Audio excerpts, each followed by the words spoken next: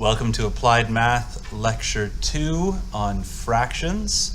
Today we're going to be exploring what is a fraction.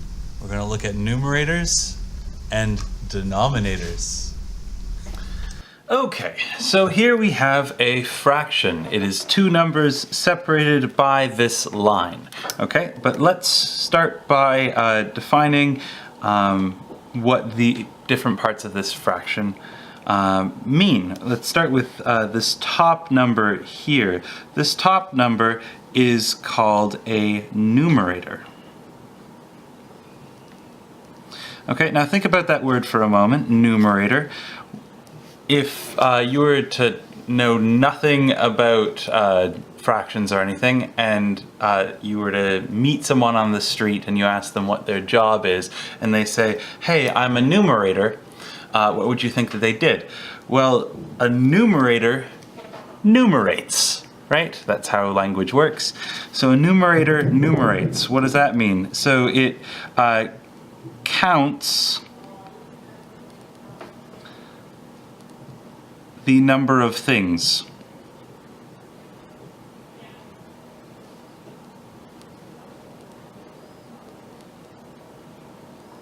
And I'm just going to leave things as in scare quotes there because I've got to define that next. So if we look at the bottom number, this is the denominator. Okay, and once again, like with the numerator, if you were to meet a denominator on the street, you would know, hey, this person must denominate things. And if you look up what that means it names things. So the denominator names the things that the numerator was counting. So what this is saying here is 3/5, as we would say in the language, but what that means is that there are 3 of something, and those somethings are fifths. Now, what is a fifth? Well, a fifth is if you have, say, an object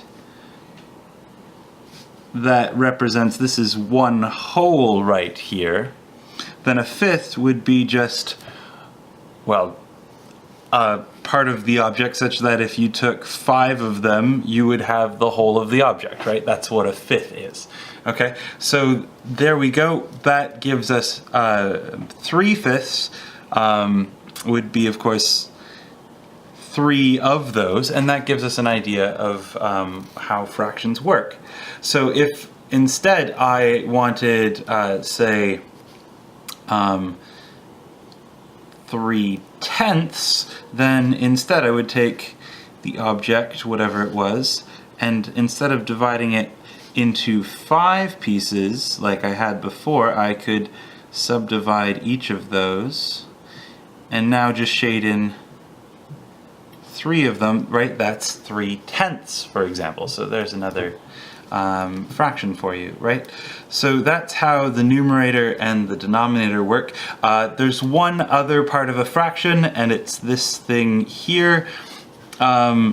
This line is technically called the vinculum. The vinculum, which is a word that you are never going to need to know, but now you know it. Congratulations. So we have the vinculum, but more commonly it's just going to be called the fraction line, or sometimes the fraction bar.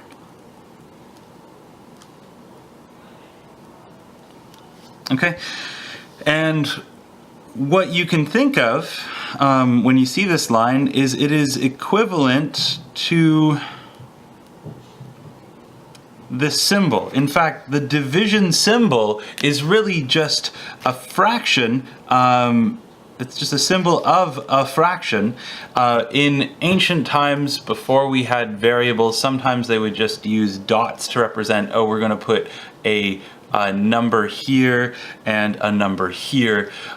So that is how the division symbol was created, the fraction symbol was first, the fraction bar, and the division symbol is just, hey, you take two numbers and you put one on top and one below a fraction bar, and that's division.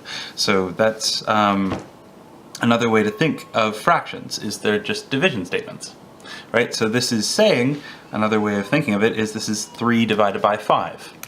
Right? Now what is 3 divided by 5? Well, it's 3/5. You don't need to do any more thinking. We have the answer written down already. Just as 3/10 can be written down as 3/10. You know, sometimes, yeah, we could write these out in decimal notation, but we haven't taught decimal notation yet. That's in the coming lectures. So let's just focus on fractions with whole numbers for the moment, okay? Great. So that is what a fraction is. So we can now check that off. Just a moment.